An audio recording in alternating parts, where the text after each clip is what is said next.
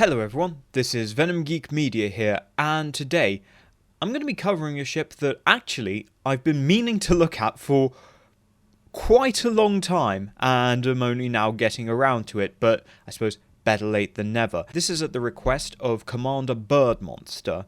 Now, Birdmonster actually wants me to look at this ship in a more broader context, but I feel like the best way of looking into how this ship can be used more broadly is to look at its most well-known and most identifiable of roles. And that is, of course, you know by the title, we will be looking at the Olympic-class hospital ship.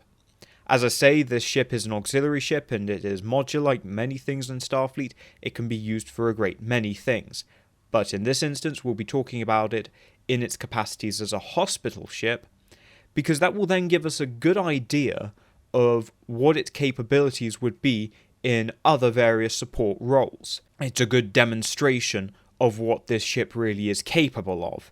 So that's one of the reasons I want to look at it. The other reason I want to look at it now is because of the build-up to the Battle of Chintoka, in which the Olympic class, unfortunately, plays a fairly significant role. And also, you guys have been asking me to take a closer look at various Lost Era ships, which is in and of itself inherently quite challenging.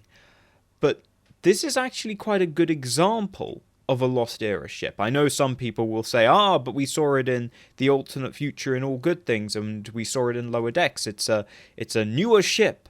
And it's like, well, looking at the design language, no. There's also context clues in the design which suggest, again, that it is created in the Lost Era. So in any case, let's get into it. So I suppose the first thing to talk about is why there is a need, specifically in the case of the Olympic, for hospital ships. Okay, so most starships do indeed have state-of-the-art medical facilities. This varies from time period to time period, but the NX-class Enterprise, 200 years ago, that had pretty good medical facilities, although relatively limited space. Same goes for the Constitution class. And that is the big issue, is that the medical facilities on most mainline starships are limited in scale. They are primarily there to ensure the health and well-being of the crew, so they're not really configured that well to deal with overflow or deal with a larger overall population. They're not configured for disaster relief. A ship's complement of medical personnel is only going to be so big. Even say on a Galaxy class, you can probably count on a few hands the number of people actually in the medical department. So that means that they're not really very good for disaster relief. And they're also not configured for dealing with epidemics or pandemics, highly infectious diseases. Sick bays are generally in the middle of a ship, and while they can be isolated, it's not really ideal. Bearing in mind, of course, that the sick bay is meant to be the primary centre of care for the ship's crew.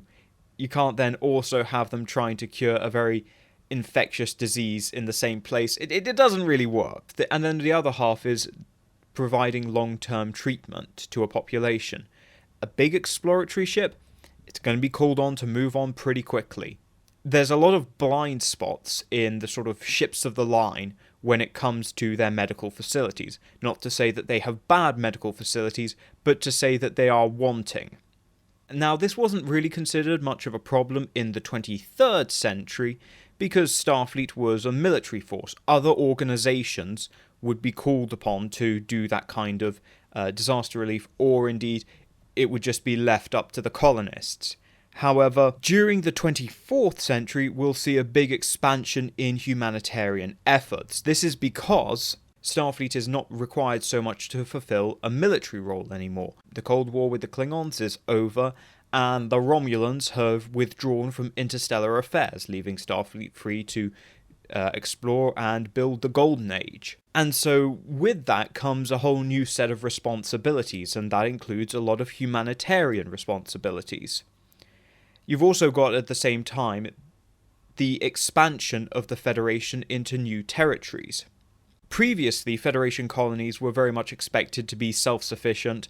A starship may show up to check up on you, but you really had to look out for yourselves.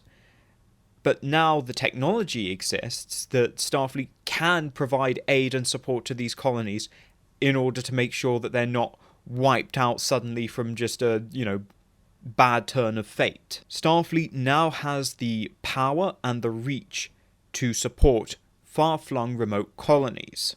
At the same time as this, civilian infrastructure and civilian interstellar travel has become far, far easier, which means a lot more people whizzing about the place in starships, which means a lot more people potentially carrying diseases. So this means that infectious plagues are much more of a risk in this time period.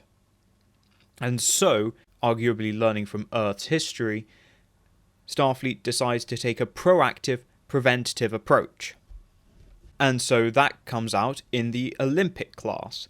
There are specific requirements that are satisfied by the Olympic class. Number one is personnel capacity. This has a huge capacity for what is a relatively small ship. A key thing to mention with the Olympic class specifically is that it has capacity for personnel. Does not mean that it will always need that. The other variants of the Olympic, like the tanker variants, will not have the same amount of people on board. So Starfleet needed something with an ability to respond to disasters, but also to be able to provide aid over a long-term period, rather than just showing up in the initial aftermath, actually staying around to help out and possibly help in reconstruction. It also needed to have robust laboratory facilities. Again, Galaxy class and all that, that's great, but they're not necessarily the most specialist, and they need to be configured ahead of time. And that's part of the problem with something like a Galaxy class in this kind of role. You need time to set up your modular labs for whatever the mission requires, and that takes time. And so generally with a Galaxy class, with a relatively broad understanding of its mission profile, it will configure its lab in a very jack-of-all-trades manner. It won't be very specialized, which is fine for most things, but again, when it comes to curing, plagues or whatever, that's a bit more of a problem.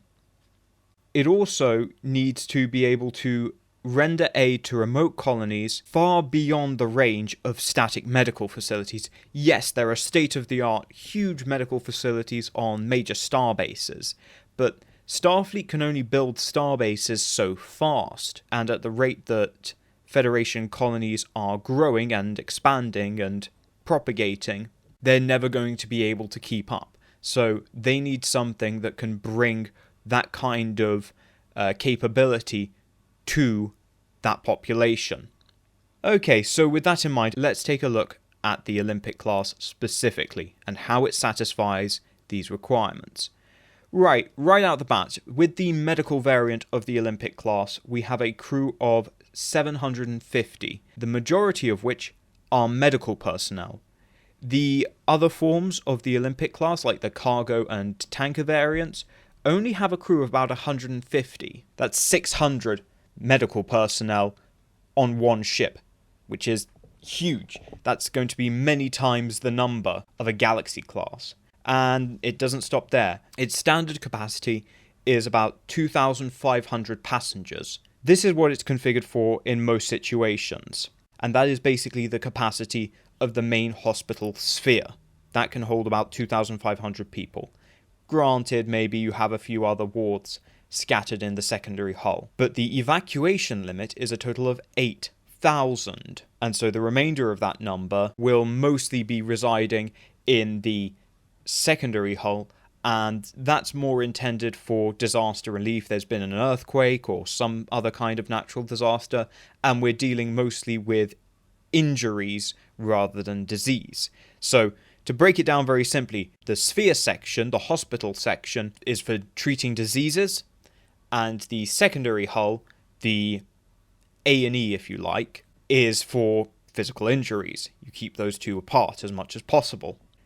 Now, when it comes to getting these passengers on board, it has numerous transporter rooms, including cargo transporters, should the need require it. The system is specifically wired, actually, for large-scale transport of personnel. It's also configured for site-to-site transports.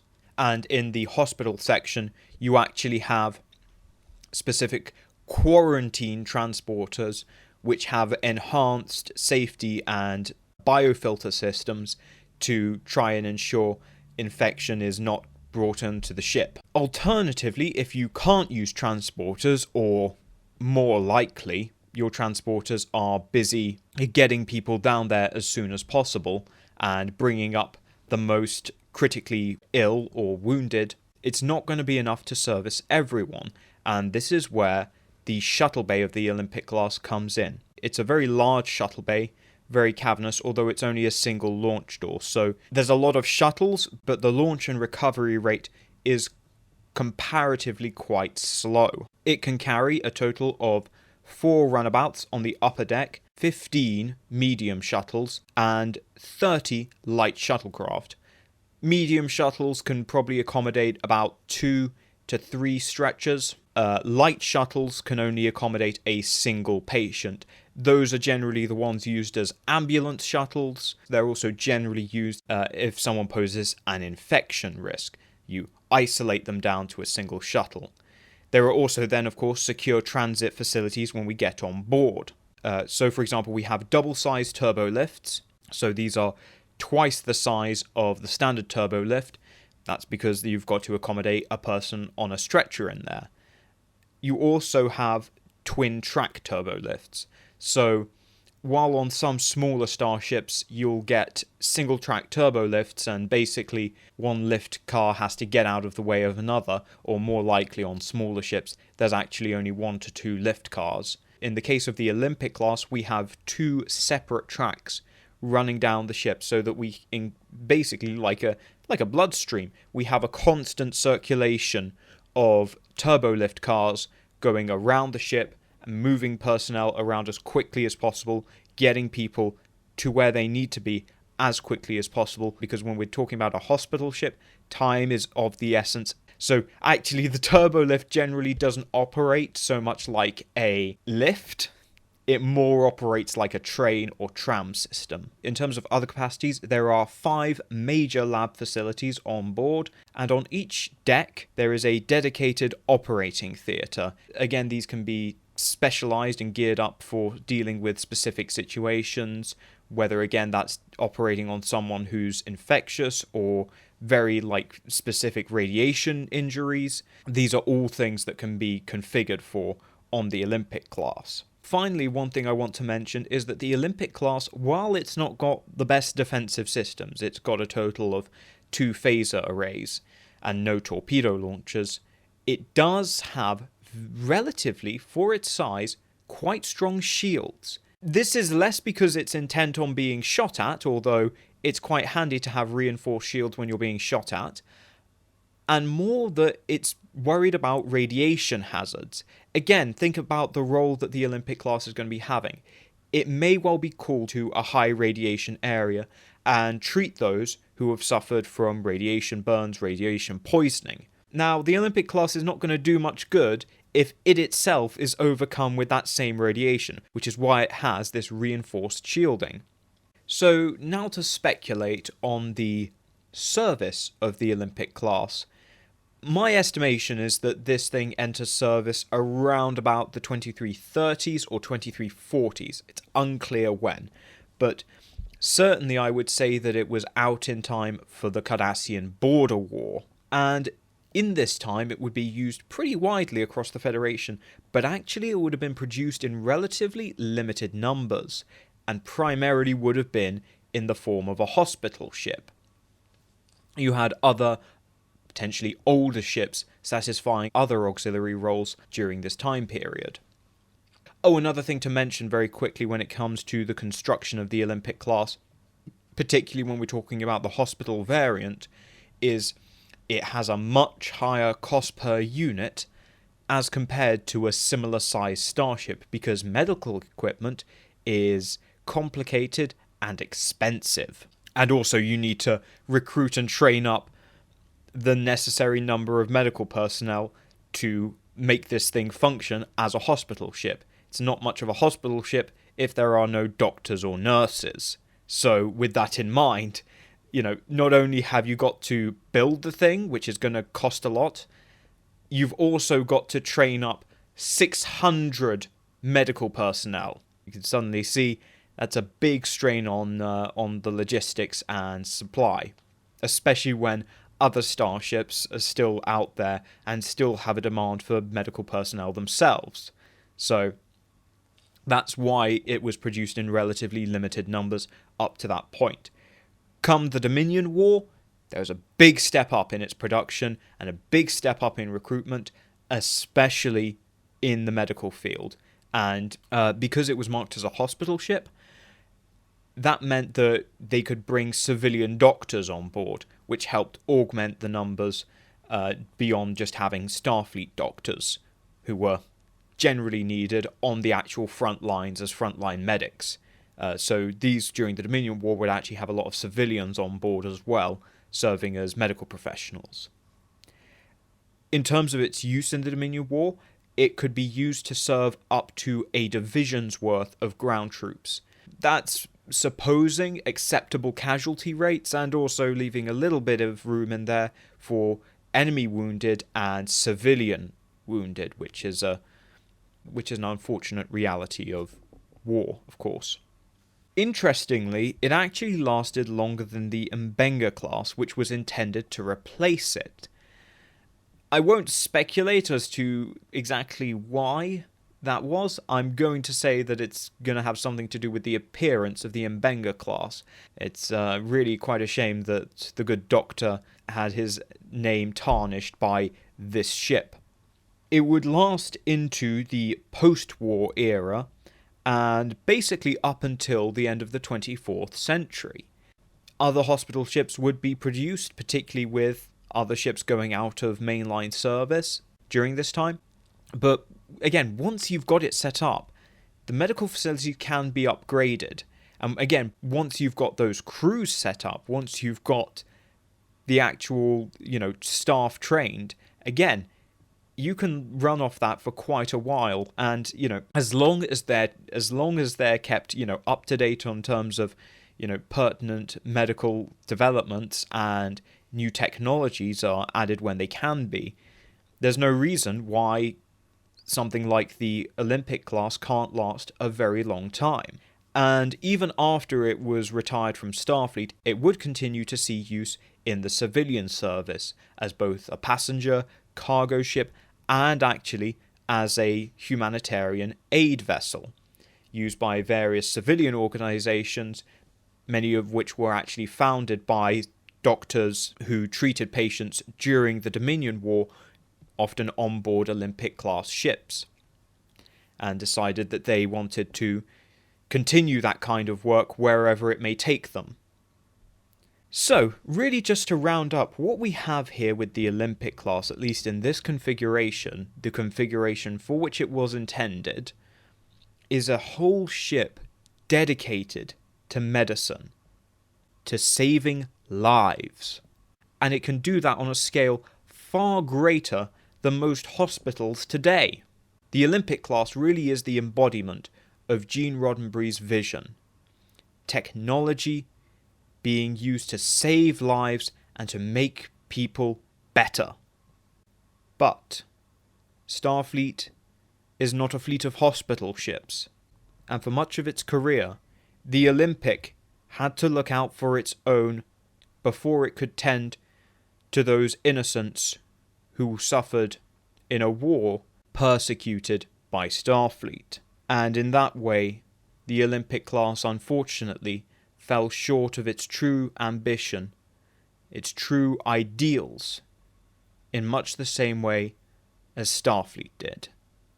Thank you all for watching. I hope you enjoyed. Let me know your thoughts in the comments below, and I will see you all in the next video. Thank you to my members, my Navarks, Jeffrey Ballard, Tully DT, Rella, and David Reeves. My commanders, Captain's Quarters, Chase Rector, PQSK, Philip Tye, Bird Monster, Jeff Hallam, Mark Philippe, Robert Sampson, Sean Farrell, Narata, Das Blas, Adam Bowman, Nathaniel Mead, DM Tribal Typhoon, Gabe Logan, Mr. Fleagle, Nicholas Walsh, Tom Zaros, and J.C. Tech Wizard. And I salute my Centurions, Pendlebury, Marcus Hall, Julian Arnott, Freedom Trooper, Okocatum Questo, Squadra Course, John Nicole, Athes Collection, Tobias Klein, and Greg Martin. And I thank all my loyal sub-lieutenants.